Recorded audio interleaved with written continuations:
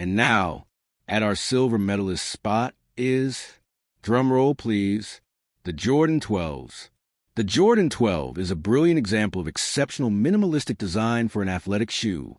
Yes, if you look a little closer, there's a bit of sculpting on that midsole and outsole, and there are some grooves for that collar section as well. But in general and for the most part, this is a two-part minimalistically designed shoe. And what has made it work so incredibly well that has helped it to land at this number 2 spot on this really short list of my favorite shoe designs of all time? It's that outer leather covering piece that is its main design piece and artistic decision. It's really hard to put a finger on it and to be able to describe why that particular and unique shape of that outer leather covering piece has worked so beautifully. It just gives a shoe two pieces or sections that are basically equal in size, and they really complement and contrast with one another really nicely with those similar sizes of theirs and the many different colors that they often come in. So to recap, it's basically just two major design pieces or parts/elements, and both also being basically the same size that complement each other so well. That has made it such a winning shoe design. Hold up. After just taking another look at the Jordan 12's design and studying it at even greater lengths for like the 10th time, I realized something huge. And maybe this something is why this Jordan 12 shoe's design has been so lauded, popular, and well-liked by legions of fans. I think I've finally got it. It seems to me that this design has already been done before on another super popular and world-famous icon. And that other world-famous design is the yin-yang symbol. I mean, why don't we slowly bring those world-renowned yin-yang black and white dots and see if this Jordan 12's design doesn't start to look like the complete yin-yang symbol itself? Now does it seem pretty clear how they both have a similar major design look, and how both their two main parts or pieces flow into one another and kind of intertwine? And if that's not enough to convince you of its similarity to one or two well-known and popular Far East artistic works and designs, my research has also told me that the Jordan 12 has actually been based on the Japanese flag. And that's why it has those radiating grooves or lines on that collar area that look like sunbeams like the ones on Japan's rising sun flag. All in all, the Jordan 12s have just been an absolute masterpiece, as well as it also having demonstrated what a masterclass in exceptional minimalistic designing on a shoe can look like. And that is why it is right where it belongs at the number 2 spot on this ultra-short list of my all-time favorite sneaker designs. And here we finally are at this list's top dog spot. Who or what is it going to be? Pause the video right now and make a guess. Go ahead, do it. Alrighty, are you ready for it? Here we go. It is a stupendous and spectacular Air Jordan 13s. And what about that number 13? Historically, it has basically always been seen as an unlucky number in the West. But this time, this might just be the one time in America's history that the number 13 has actually been very lucky for taking number 1 spot on this list, and for this shoe's incredibly strong sales track record.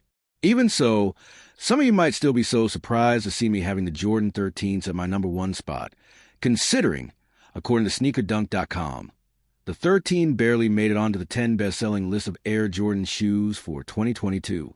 But I guess, as they say, beauty is an eye of the beholder.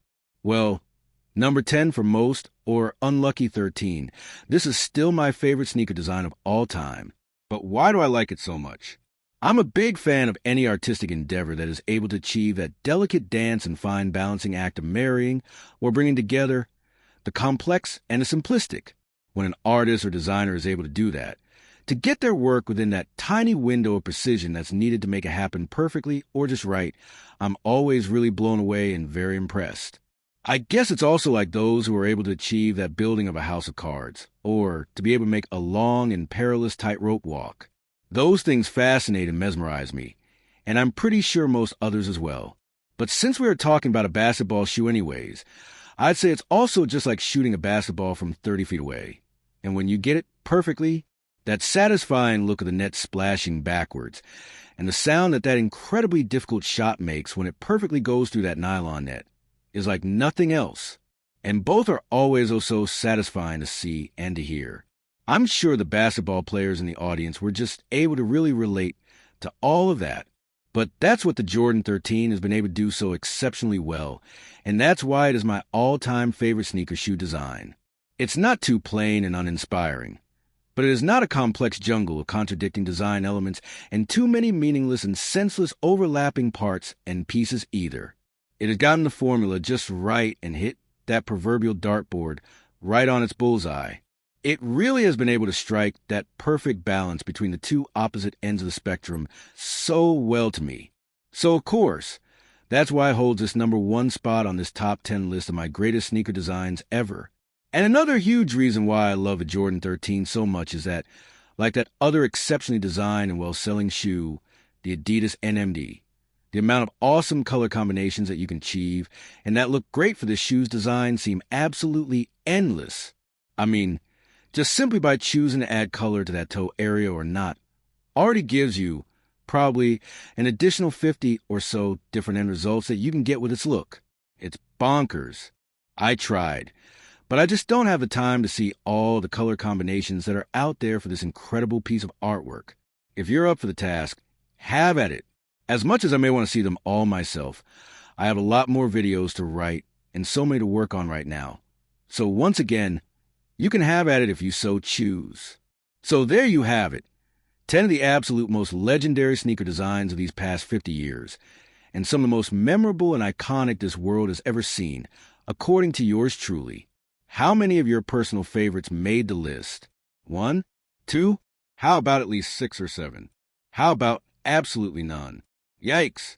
Whatever that number has been, feel free to drop it into that comment section down below. Thanks for watching, and until the next time, peace.